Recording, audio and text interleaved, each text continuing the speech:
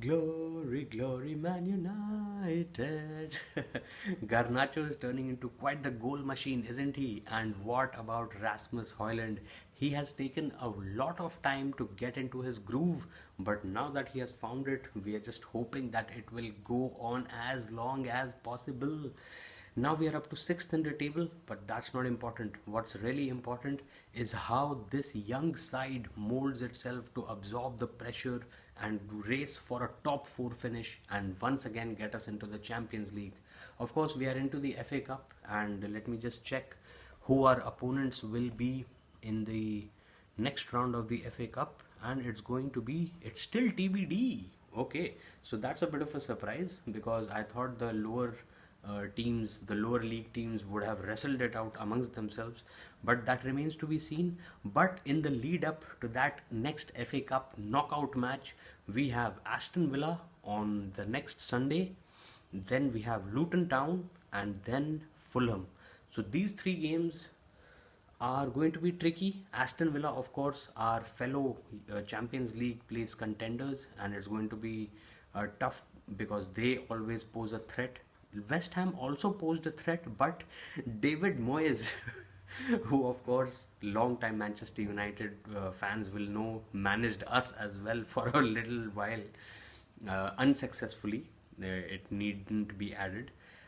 He of course did manage to extend his winless streak to over 18 games, I think, so at Old Trafford. So let me be clear about that statistic from the timeline of the match. And David Moyes, yes, 17 Premier League away games at Old Trafford without a win for him, and he's winless at Anfield and Stamford Bridge, which means Liverpool and Chelsea are also pretty big, shall we say, dominant opponents for David Moyes. I don't remember, and I don't even care, Manchester United's managing time when David Moyes was at the helm, how many times we managed to score or draw or win at these places. But Manchester United have now won 3 consecutive games in all competitions for the first time since October. What a period of 6 months to endure for Manchester United fans like us.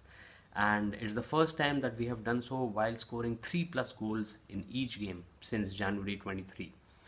Of course, David Moyes, like I said, remains winless at Old Trafford, and Rasmus Hojlund became the youngest player to score in 4 consecutive Premier League appearances for Manchester United. So finally, like I said at the beginning, the youngster is hitting his stride, he's getting his confidence, he's taking shots at goal, and I think that's what Rashford is not doing this season. Last season he was kind of phenomenal, he was absolutely laser focused, but this time we aren't seeing that celebration anymore, are we? Or at least not as frequently as we would like to see it. But Hojlund's new playing guitar on his leg celebration was something very different. Garnacho, of course, like I said, is turning into a goal machine, and he went and sat on the sideboards, the advertising boards after scoring, and Kobe Manu and Hojlund joined him.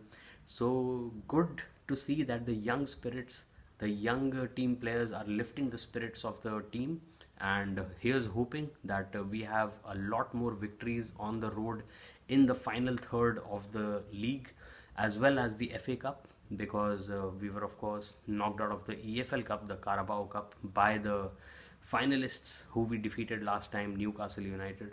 But that is the past, and like I always say, football, like life, is unpredictable. The past is history, the future is a mystery.